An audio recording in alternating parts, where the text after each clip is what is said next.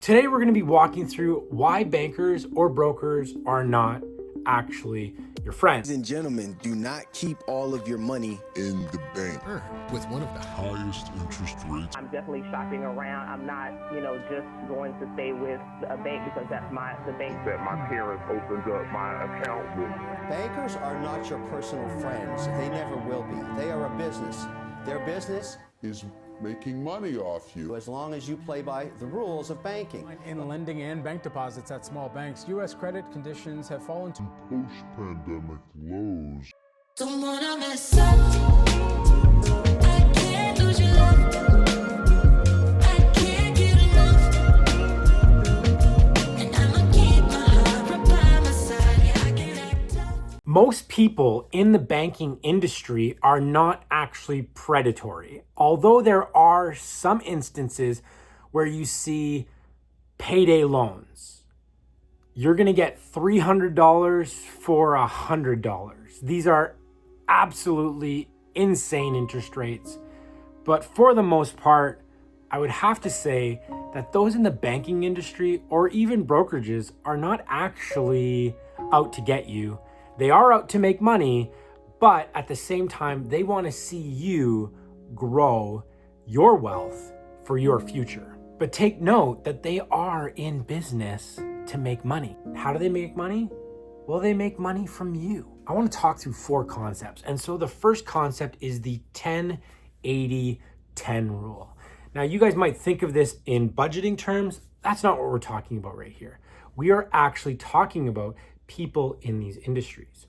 So there's 10% of people that are amazing. These 10% are high achievers, go above and beyond what their customers even are looking for, and they are the most amazing people in their industry. You may know a few of these, and that may even be you if you're a broker or a banker, where you go above and beyond what you're called to. And I have dealt with brokers, mortgage brokers, insurance brokers, life insurance brokers that have fit this category. But then let's walk down what the next 2 are in the 80 and the 10. So 80% of the industry are just okay. They show up to work each day. They'll give you their offerings of what they're selling. And this is exactly what banks and brokers do. This is what we sell. This is what we're selling you. Would you like to buy it? We're not going to give you much more information than this. The high achievers, they're going to go into it a little bit more. Those that are just selling it are just going to show you. This is what we have. Do you like it? Do you not like it? If you don't like it, okay, that's fine. And then we have the 10% on the bottom. The 10% on the bottom, they are predatory. They're just in it for the money. They're going to offer you things like whole life insurance policies just so they can make more money on them, because those are more lucrative to brokers. Those are more lucrative to bankers. Those are the really bad people. And when we look through life, this is really how you can approach almost anything. You have employees that are amazing. They go above and beyond. Then you have employees that just kind of, show up to work and they do their thing, and there's nothing wrong with that. And then you have ones that are just not good at their job and actually are thieves, or they do things that they try to sabotage things. So you're going to get that 10% that are really good, 80% that are mediocre, and 10% that are not great. And this is the same for the banking and broker industry. So how do you protect yourself from this skewed kind of thing? Well, what you do is you do your research, and you even being here in this video and watching it shows that you want to know a little bit more about your finances, and you are trying to strive to know more about how you can, improve your future or improve your debt or improve your investing, whatever it is. You need to do research so that you know what you're getting into. So when you walk into the room with one of these brokers or bankers, you can say, hey, I know exactly what product I want. I know what product's best for me. I know what product I'm going to pay the least amount for and get the most value out of. All right, so the second aspect that bankers and brokers are not your friend is that what I've already said.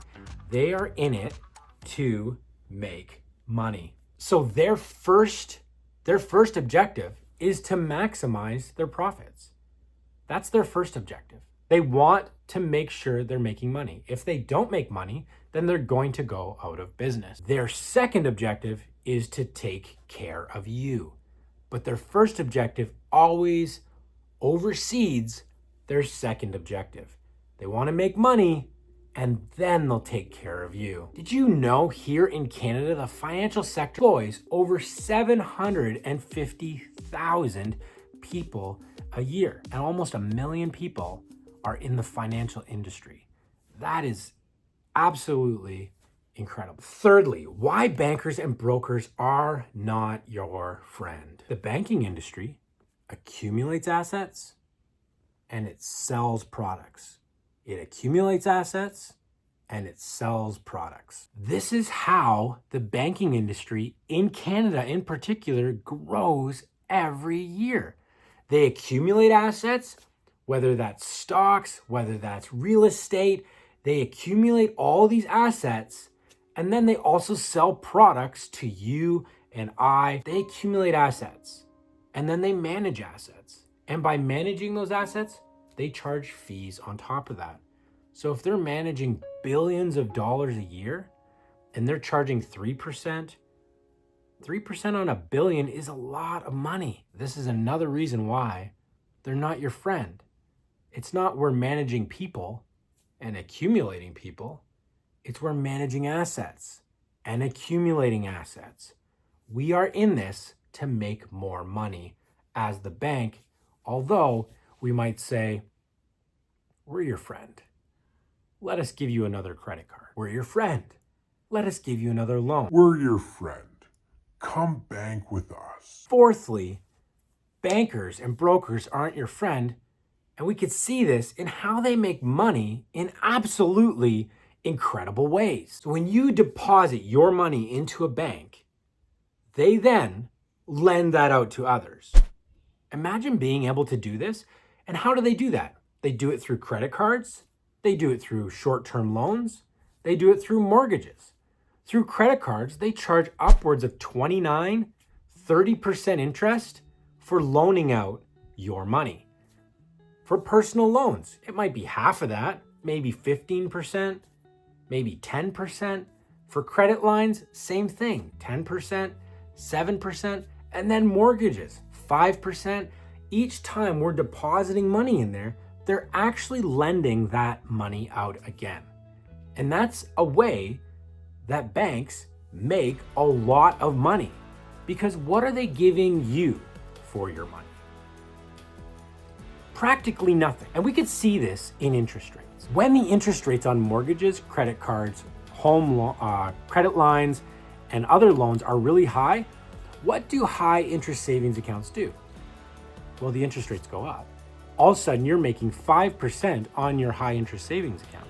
And you're like, wowzer, this is amazing. But then you notice that you're paying all kinds of interest for your house and other things, loans, credit cards, all of those things. So as soon as those rates start coming down, then all of a sudden the savings rate starts coming down. In Canada, the big major banks give a ridiculous amount for those that hold their money in their bank account. 0.01%, not even a tenth of a percentage point, not even a hundredth of a percentage point. It's absolutely ridiculous what they give for interest rates in Canada. Whereas some high interest savings account will give you 4%, that's 4,000 times more than the regular bank will give you. You'll have $10,000 in your account and you'll get like 26 cents. Wow. Thanks for keeping my money safe. So banks make money in incredible ways by lending the money back out. And how else do they make money? By charging you just to hold your money in the bank account. Now they'll charge you a service fee unless you keep a certain amount of money in that bank. Now, why would they waive that service fee? Well, because now they can use the money that you're keeping in their bank. And if you're giving them a lot more money, like $5,000, $6,000 sitting in your bank account, then they can use a lot more to loan out to others, and they're going to make a lot more on it. So they'll just waive that $17, $18, whatever the bank fee is for you for your checking account. Now let's think about this in other terms. Imagine you owning a parking lot and you rented out each of the spots in the parking lot to people who had vehicles. If we use how the bank industry works, it would be as if you parking your car in that parking lot, and then if I was the owner of that parking lot, I would be renting your car out at a daily rate to other people. That's crazy. The other thing too is that banks can actually lend out money that they don't have. We're not going to go into that in this video here, but just know that this is a rule that the government of Canada allows banks to lend out money that they actually don't have. So they're making money on money that they don't have. I wish I could do that. That would be nice.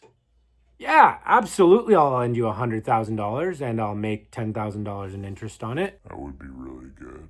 Anyway, I digress. And no other industry actually operates this way. There is no other industry other than the banking industry that operates this way. And in countries, sovereign countries can just print money and not have to actually make it by selling anything. And this causes inflationary issues as you pump more money into the system and there are less goods, then things go up in price. And so maybe we should get back to a place where we're not doing that. Maybe. Anyway, I hope you guys enjoyed this video in how bankers and brokers might not actually be your friend, even when you think they are. Make sure to know what you're getting into before you get into a conversation with a banker or a broker. Try to find those that are in that top 10% that are doing all they can. And know that, yes, they might actually want to do the best for you, but no, they're not your friend. They are in this business to make money. That's their main business. If you haven't seen any of my other videos, make sure to watch them here or here. Make sure to hit the bell below and you can subscribe up here. I'll see you guys next week.